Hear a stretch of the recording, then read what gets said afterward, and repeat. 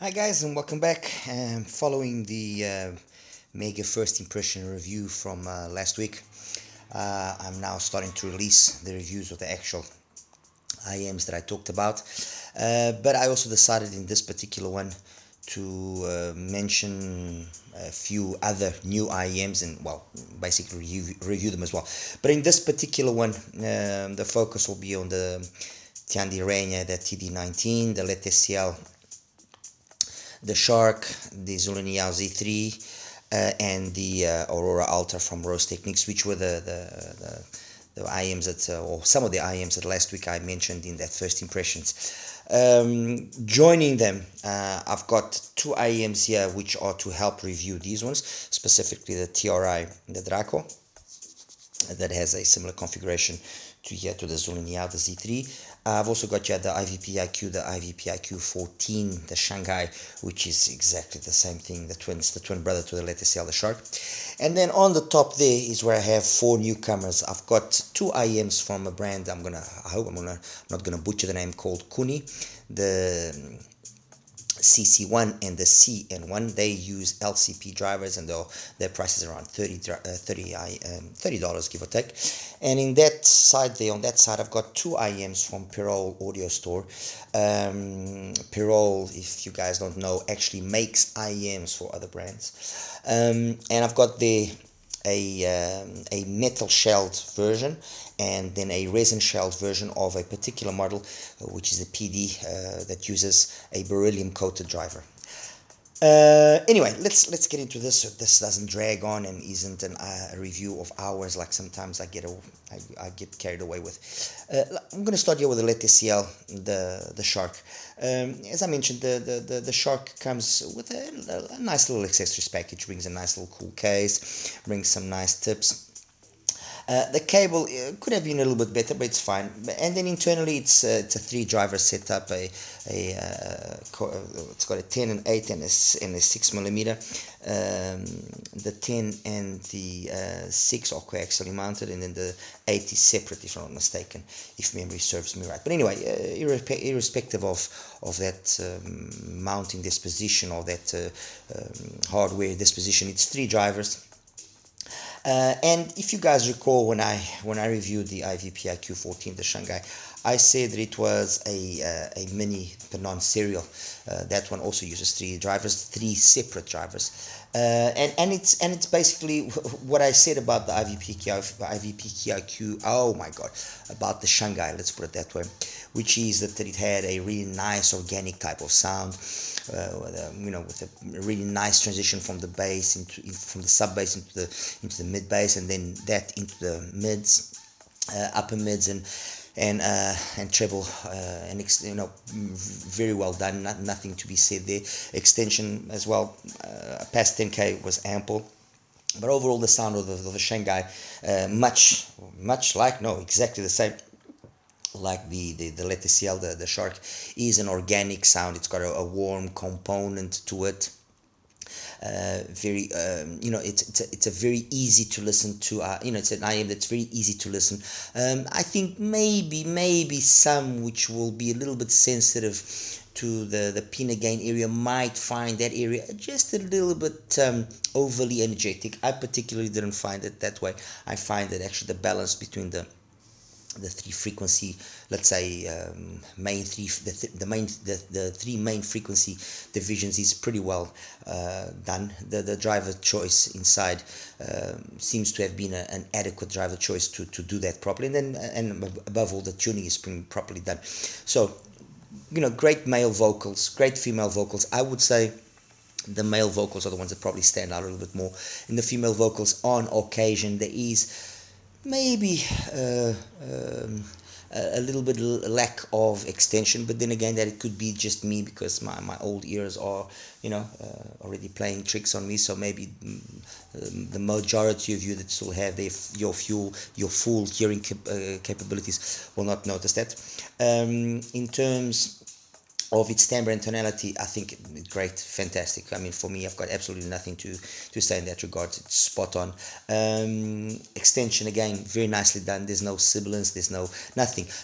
On one or two songs, maybe you could say that the cymbals again sound maybe just slightly subdued, but nothing, honestly, nothing that you can consider to be a deal breaker, or at least I can't consider to be a deal breaker. Technically, in terms of its technicalities, like I said, the timbre and the tonality is spot on for me. It's got a decent enough soundstage. It's decent enough, although it's more of a closed venue type of soundstage. It's not an expansive, huge kind of open venue like there is more that coziness feeling than more that open feeling to the sound. Imaging is pretty decent as well. Micro and macro details, all the detail retrieval as well, adequate. Although on occasions, maybe some of you that will be a little bit more demanding, or that will be more little technically inclined, might find it a little bit lacking. Ultimately, the important thing to take away from the Shark is that it's an IM, that it's made to be musical. It's a very well done integration of 3 drivers, exceptionally well done, like it was already in the IVipQ, the Shanghai. So nothing to be said there. So it's an organic sound, well executed, well done. Its only real issue, if we can call it an issue, obviously, is the fact that it's got a $109 price bracket, or price that, when you consider you can get the Shanghai, I've seen the Shanghai as low as 65, and it comes with the better cable even, and it comes, this is another Shanghai that I have. This is actually the cable of the Shanghai. It's not a much better cable than the Leteciel, but it comes with a better cable. It also brings a case. Okay, it might not have the visual impact that the Leteciel has, but it's the same product, so it's hard to justify it, let's put it that way. Okay, anyway, that's the Leteciel all the way. Let's get here the Zhulinniao, the RoseTechnics as well, over and done with. The Zhulinniao, the Z3 is the latest from Zhulinniao. It's a brand, they're a brand that have been around relatively, for just a few years. They've had some interesting releases, others not so much. But of the previous releases, the Z4, which was a single DD, I think is the one that stood out the most. It's an IM that has a tuning which is kind of very reminiscent of an IM which is called the R2E3, the Mermaid, although slightly less bass than that one. But it uses a very smart acoustic system in terms of how the tuning is being done. And the Z3 follows on that same formula. They've got a very interesting, if you guys, I'm going to see if I can focus this properly. Well, first of all, metal shell, as you can see, beautifully done metal shell. And then we have one vent there, large size, one vent here, and then another vent here. Okay, so you could say that this somehow has a sort of a semi-open back type of design, because that rear vent is pretty big. Okay, and then that venting system there in the front is doing much like it was already in the Z4, which is it takes advantage of some of the output of the nozzle, it channels it back into the rear chamber of the IM, thus annulling excuse me, unwanted resonances that might occur, and giving a little bit better control into the bass, but also making the bass a little bit more full, a little bit more mid-bass focused. And that's exactly, again, what you have here in the Zhulinniao. And when I say exactly again, I'm referring or talking about how it sounds compared to, for example, the TRI, the Draco. The TRI Draco, if you guys recall, used an 8 and a 6. This uses a 10 and a 6. And the Draco had again that same system of semi-open back, and it gave a very nice warm type of mid-bassy sound, which was fun, musical, not a detail monster. And that's exactly what we have here in the Z3. It's the same sort of style of sound. A great bass. I mean, the bass is phenomenal. It uses a 10mm bamboo diaphragm driver, which is something which is a little bit unusual. I'd heard about bamboo drivers, but I hadn't seen any application. And then the sound again is an organic kind of musical type of presentation, because that 10mm driver is the one that's actually facing the nozzle and the 6 is offset.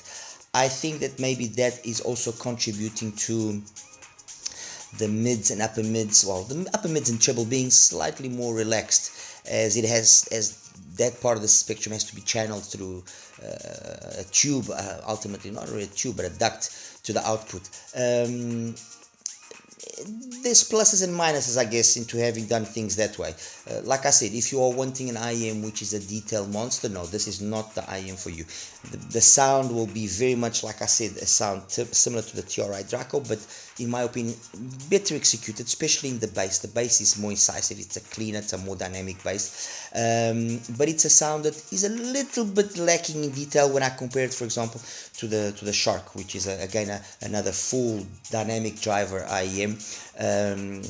So it's kind of an in between the Shark from Leteciel and then the TRI Draco. In terms of the price, it's priced at around $45 to $50, so competitively priced, well priced. It's priced at the same value as the TRI Draco, although the Draco has now dropped slightly. And like I said, very nicely done bass. The bass is definitely the start of the show, yeah, and the mids. Those two parts of the spectrum are definitely the ones that shine and come through. The upper mids and the treble are well done, well executed, but you know, they take second place. And you notice that in terms of the soundstage being a little bit closed as compared to, for example, again the Leteciel, the Shark. You notice that in terms of the detail retrieval, it's a realistic detail retrieval. So it's in terms of its organicness, yes, it is a very realistic detail retrieval. It has great timbre and tonality. Again, everything sounds very correct, but it lacks a little bit of those twinklies and sparklies, a terminology that I hadn't used for a long time. That sometimes, you know, certain songs or certain recordings have, and you know, depending again on what you hear, and if you're a more technically inclined person, maybe you will find the Z3 a little bit, I wouldn't say lacking, but a little bit boring in that department, because it is capable, but it's not as capable as something as, for example, the Aurora Ultra. The Aurora Ultra, because of the fact that it's using a planar to complement that upper range of the frequency, it does give it a little bit more liveliness up there. And that's you know, in a nutshell, basically what I can say in terms of the packaging. You know, Zhulinniao doesn't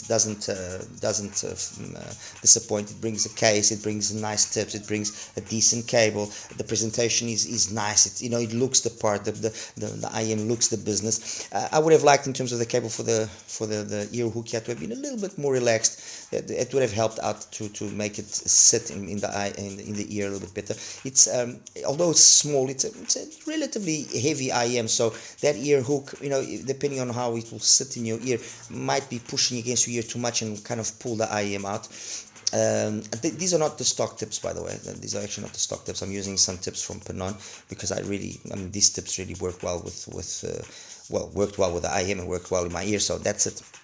So that's it. Zhulinniao Z3. Just to wrap it up. Bass and mids are definitely the start of the show. Organic musical sound, very much like the Leteciel.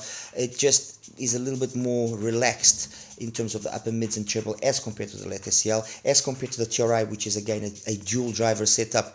I think it's a slight upgrade of the Draco. So I wouldn't say you have the Draco, get rid of it and get the no. But if you're undecided between these two, I would say the Zhulinniao Z3 is the wiser option. If for no other reason, the fact that it's got very much the same style of sound, but better bass and better mids, I think will make it the better choice. And then technically, yes, I mean, timbre and tonality fine. Soundstage again a little bit on the lacking. Imaging is slightly, I mean, not bad, but a little bit lacking. I think its biggest calling cards are the fact that it's got an exceptional build quality. Okay, very decent accessories for what it's, you know, for the price, and then it offers a sound which positions it very close to the Leteciel at about half the value. To the Leteciel, my apology, to the Leteciel, to the Shark, and at its same price point, which is the TRI, and the same style of sound, it's a slightly better execution than the TRI. As for the Aurora Ultra, Again, it's priced roughly at around the $50 price point. This particular unit, I got it from HIFiGo, brings a very nice case. I mean, it's a little bit unpocketable, but it's a nice case. It brings a dongle, which is, you know, always nice, especially at this price point. And then the cable, although it's a nice cloth covered cable, it is just a mess in terms of, honestly, if initially I wasn't thinking it was that bad, now after having listened to it for a few more days, and no, it's an absolute mess. The cable is definitely not the best that I've seen. This ear hook again is a total mess, and all of that doesn't contribute to have the Aurora sit nicely in the ear. I changed it over to this cable, which is a very basic cable actually from IVipQ, from XINHS, I don't recall now. You know, and stock tips, so in terms of the tips it's fine, and nothing to be said. As you can see just by the ear hook, the fact that it's got a wider loop just makes it completely sit differently in the ear. In terms of the build, look, it's like I said in the impressions video. It's got a slightly. It's not as flimsy as what it looks. It does look. It's a very light IM. You know, you think it's, oh, this thing's gonna break under any sort of pressure that I might give it, but no, it actually holds out pretty good. But it is not the same on the same level as, for example, the Z3. No, definitely. It uses a 10mm dynamic driver and then a 6mm planar. And although the sound, kind of basic sound idea or premise is again very similar to what we have in the Z3, in the Leteciel, and in the Draco, so it's a sound which has been done to be musical, to be organic, to be, you know, an easy listen. You notice the fact that it's got a planar handling things up top has definitely helped, and it cleans up and gives the sound that little extra sparkle. Again, I will repeat, perhaps those of you which are younger and have a better hearing capability than mine in terms of the upper frequencies will not find the Leteciel lacking in that department, and it isn't lacking, for my opinion, will not lack the Z3 as warm as I noticed it on occasions with specific genres of music and the TRI. But here you will definitely not notice that. You will see straight away that, or hear straight away that this has got loads of information up top.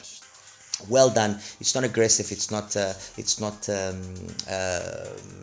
There's no sibilance, no nothing. If anything, and it's actually quite curious because, you know, if in the Z3 and even in the TRI, but if in the Z3 and the Leteciel, I never found the mid bass to be overpowering.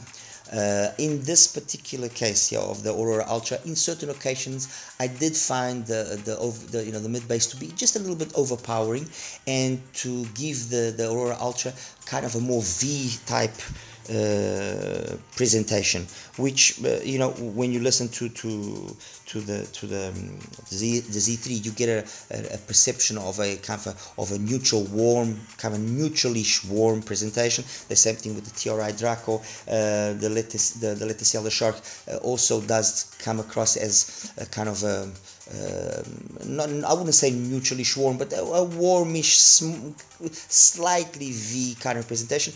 But the Aurora Ultra does sound very V on specific genres. So genres which are very bass heavy, I think, will not showcase what it can do. Okay, in terms of its technicalities, because of that overbearing characteristic of the mid bass on occasions, I found that the timbre and tonality was a little bit overly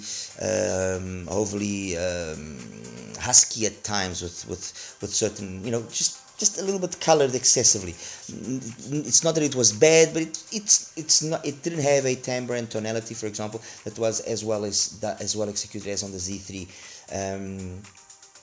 Up top, in terms then of the upper mids and treble, phenomenal, really nice, plenty of detail. So in terms of technicalities, detail retrieval is fine, resolution is fine, soundstage, in my opinion, it's the one that's got the best soundstage out of these three. Ultimately, I mean, I would say not better than the Leteciel, but on the same level as the Leteciel, as the Shark. And that's it. I mean, in a nutshell, that's basically it. It does benefit from a little bit of a or let's say the same way you tip roll, I would say, from rolling a little bit some dongles. I found that I got the best out of the Aurora Ultra if I was using something like the TP35 or the S8 Robin, or then of course the Yuki. While for example on the Z3 I did notice that something like the APZ, the TP30 or something like for example the M15, the Q style, which I actually just put it away so I don't have it here with me, were dongles that, because of the nature of being an ESS equipped deck, it kind of opened up a little bit more, gave it a little bit more life up top.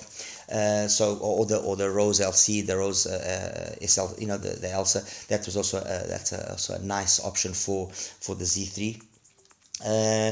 And yeah, that's very much it for these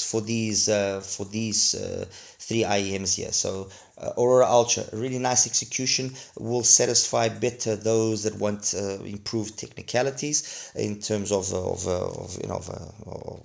IEM priced at under $50. That's dual setup or dual driver setup, a planar and a dynamic driver. Really nothing to be said. It's a nicely done execution. It brings the dongle, which again is a nice addition, nice case. I mean, it's real value for money. If I actually have to say, okay, Tony, which is the best value for money out of these three? Definitely the RoseTechnics. Definitely the RoseTechnics will be the best value for money. Which has got the best built, the Zhulinniao, the Z3, the best built. Which has got the best balance of sound overall. A price, not being an issue. Probably the Shark has got the best balance overall. The bass, the mids, and the treble are the ones that are the more well matched. Over here, you have a tendency of feeling that the sound is a little bit more on the lower registers, so bass and mids, and then a little bit darker in the upper frequencies. And over here, depending very much on what you're listening, you feel that the mids somehow are slightly recessed at times. So it's a kind of the more pronounced in terms of V signature. So that's these babies out of the way. Let's just leave them aside, yeah, so we don't get confused. All right, and now let's bring these puppies here all forward. Okay, Tiandirenhe TD19. Like I said in the first impressions video, it was an IM that really impressed me.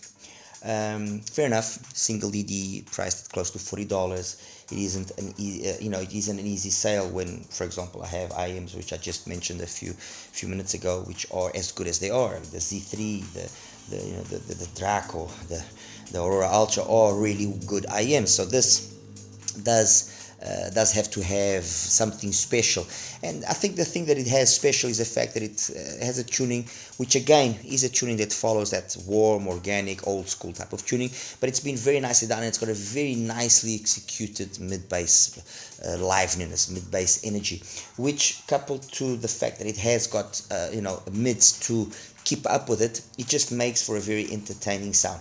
No, it's not the most detail capable IM, no it isn't, but in considering that it has got a tuning which could be considered by many colored, it has got a very nicely done color tuning. So like I said, the bass is definitely the star of the show. If you guys ask me, oh Tony, how's the bass here compared to the other ones that you've just talked about, I would say that in terms of mid-bass energy, it's the best. It's better than the Leteciel, it's better than the Z3, it's better than the Aurora Ultra. But then again, it's been purposely tuned in that way. Though other ones don't have that sort of tuning so pronounced. Maybe the Z3, maybe. So in terms of overall energy, this is the most impactful. Definitely. In terms of the overall kind of execution of the sound, it's not an IM for those that are technically inclined. Let's put that out there straight away and get it out of the way. This is an IM that has a sound, like I mentioned, that is very similar to the iBasso, the Junior, the Gelato. So mid bass is the factor here that shines. Great mids, mid bass.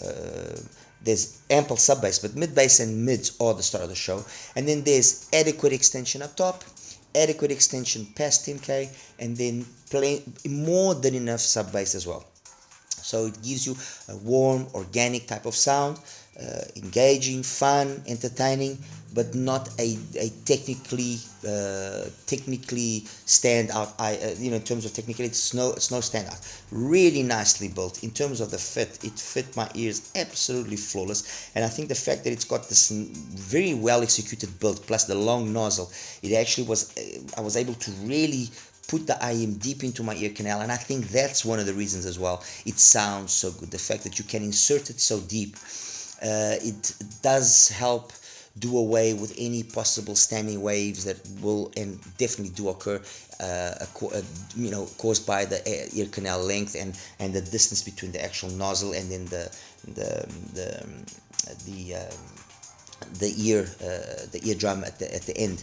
So definitely the deep fit here on the TD19, I think, is one of the things that does help it be as competent as it is. And that's something that, for example, if you guys will recall, Panon in the H30, the H40, the H50, most of the ISN and a lot of the Panon IEMs as well, because they have that long nozzle, and because you're able to actually fit the IM deep into your ear, it helps with making the sound, which when graphically you look at it might sound overbearing in terms of bass, then come across in a very well-mannered manner. It sounds organic, it sounds realistic, it sounds musical, it sounds, again, old school, and it just is very engaging. And that's the kind of sound that we get here from the TD19. The TD19, if it said, instead of saying Tiandirenhe, if it said Panon, or if it said ISN, I wouldn't be shocked. I wouldn't be, because it's that type of sound that it's got. So if you're a fan of Panon and of ISN in terms of their slightly older IMs, not this newer wave of IMs though, the Voltage, the EBC 80. So if you like the style that they had 2022, 2023, if you like more that style of tuning, you will definitely enjoy the TD19, unquestionably. Okay, so TD19, really nicely executed single DD. I mean, like I said, the $40, being a smaller brand, I guess it's more difficult for them to have a competitive price. And then finally, you had these four, which I'll talk about them all at the same time. The CC1, the CN1 from Coony, and then from Pirole Audio, this metal shelled one, and then the Resin. So I'll call it the metal and the Resin. The Resin, okay, I believe there's a brand that already commercializes the same IEM. I'm not 100% sure, so I actually bought one and I'm waiting for it to arrive, and I'll let you know, because I couldn't find this model on the Pirole Audio store. But I'm sure that if you guys mention it or ask about it, they will definitely tell you about it. They will definitely point you in the right direction. This one is there on the store, and on the store it costs roughly $70. The CN1 and the CC1 are roughly $30.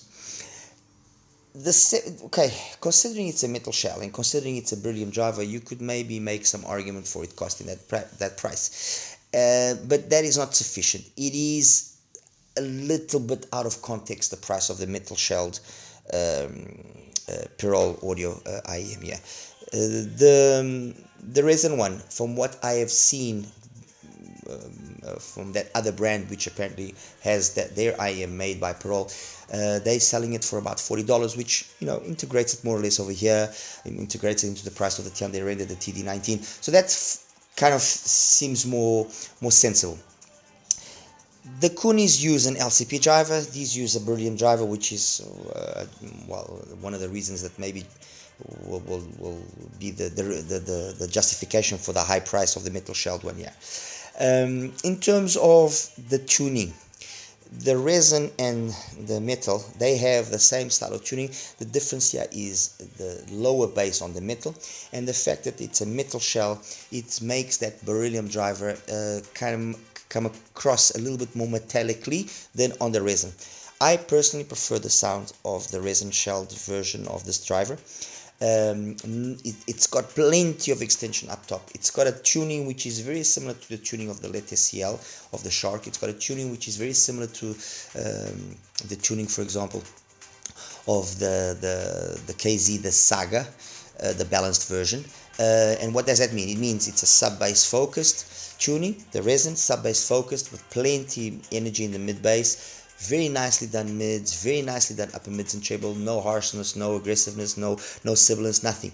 It's a really competently tuned IM. Very nice. I mean, truly very nice. This is a sound that is again very similar to what you hit in, for example, the cadenza, that sort of sound. It's a sound which is very similar to what you got in, for example, the IVipQ 100. So it's just a very competently done old school kind of vibe, but with a little bit more detail due to the fact that it's using this Beryllium coated driver. It just opens up the sound up top a little bit more. So for example, when you listen here to the Resin Pirole audio, and you jump, for example, to the Draco, or you jump straight away into the Z3, you notice that this has got more energy up top, without question.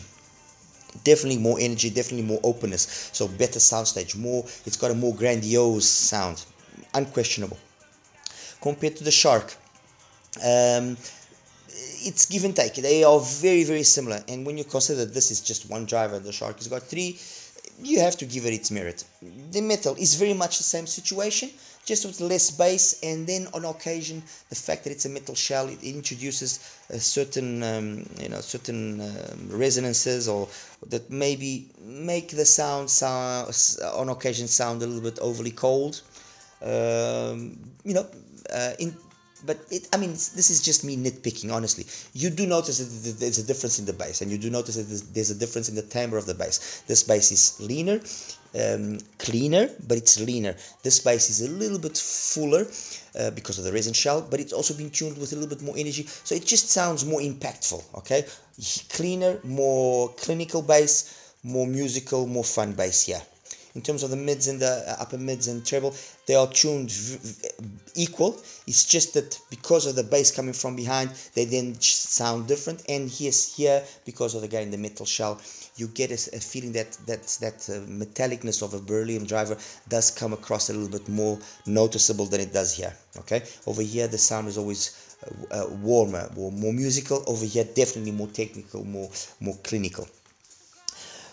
As for the Coonies, the CN1 and the CC1, it's very much the same situation there. It's basically the same driver being used in a metal shell and being used in a resin shell. I'm going to say straight away that it's not that the resin shelled one doesn't sound good. It sounds good, but it's got two very pronounced peaks, around 2-ish K and then around 4-ish K, and that just makes certain female vocals and certain instruments just shout, especially when you start giving it a little bit more volume. On the metal shelled one, they've plateaued and removed those peaks, so you get a sound out of this particular model, the CC1 in metal. You get a sound which is very close to the sound of the Resin Pirole audio. I would still say that the Pirole audio is slightly superior to the CC1 in terms of the build.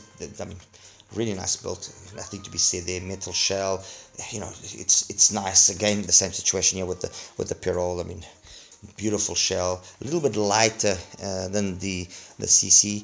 The resin shell on the Pirole is beautiful, a better execution in my opinion than the resin shell here of the Coony. The CN1, just I don't know, I don't know, maybe perhaps the finish of this particular faceplate, it just didn't do it for me. Comparing these four then there to the TD19, so well, actually here's the TD19, my apologies. Focus. Compared here to the TD19, how would I rate it, or how would I say? Look, they all, like I said, these two have very similar tunings, just the difference here is in the bass. These two have two totally different tunings, and this again is a different tuning. So there's very different tunings here, okay, very different ways of doing things. I like the TD19 because of that mid-bass fullness, and just the way that it kind of is got mids that also keep up with that mid-bass, and it's just a very fun, engaging, colored sound, okay. These two sound way more audiophile, without question, more audiophile. And of the two, like I said, the Resin is the one I prefer. The Pirole Resin is the one I prefer. This one, I just feel it needed a little bit more, a bit of a touch up in the tuning. Maybe I might retune it just to see. And this one, yeah, is perhaps the one that, in terms of the way that it comes across, is the most similar to, although there are instances that it does sound, yeah, like the Resin from Pirole Audio. It's kind of more pending towards the sound here of the TD19 than necessarily the sound there of the Resin from Pirole Audio. So it's more of a TD19, less colored, and by being less colored, maybe a little bit more correct in terms of its audiophile abilities. The thing with any one of these IMs, of course, is they are smaller brands, so you know. You are paying that little extra because of that, obviously, and by paying what you are paying, you have countless other IMs from more popular brands which are as competent or as capable. I mean, I mentioned the case of the Saga. You know, you can't just forget about the Saga. So the question here is, are you prepared to pay this extra premium, you know, for having something which you can get very much the same sort of thing from cheaper IMs, or do you want to have something different? Yes, if you definitely want to have something different, definitely yes, I would say TD19 is unquestionably an IM that I would recommend. And if you want another different IM, although the tuning might not seem that, the Resin from Pirole Audio, definitely. These two, I would say, out of this whole group here, are the standouts. Comparing them then to the likes of the Z3, and well, to the likes of the Zhulinniao Z3. Let me just put it over here. It's like I say, look, those are single DDs, this is dual DD. They all have their magic. I would say that they are more of side grades. Especially these two, more side grades. These two will ultimately maybe sound a little bit more similar, although there's a little bit more detail there on the TD19 as compared to the Z3. All of them, any one of them, compared here to the Leteciel, obviously they have their price going for it. As for the Aurora, I would say the Aurora is, again, maybe more similar to the sound there of the Resin from Pirole Audio, although, like I said, depending on the genres that you like, it can on occasion sound a little bit overbearing in the bass, and when that happens, I would say that then it starts being more similar like the TD19. The fact here of that, that makes it worth pondering is, it's a dual driver, a planar. It's really well accessorized, and this costs the same thing as the TD19. This costs the same thing as the Pirole Audio. It's choices what to do. We can't own all the IMs in the world. So that's it, guys. I mean, that's basically it. I think I've set the stage here. I've kind of laid things out nicely here for you guys, and now it's up to you to just decide what you want. All right, I'll make a second video with the graphs, and then I'll do some wrap-up considerations on that video if I feel that there's any need for that. Okay, as always, like and subscribe, and yeah, I'll take care. Bye bye.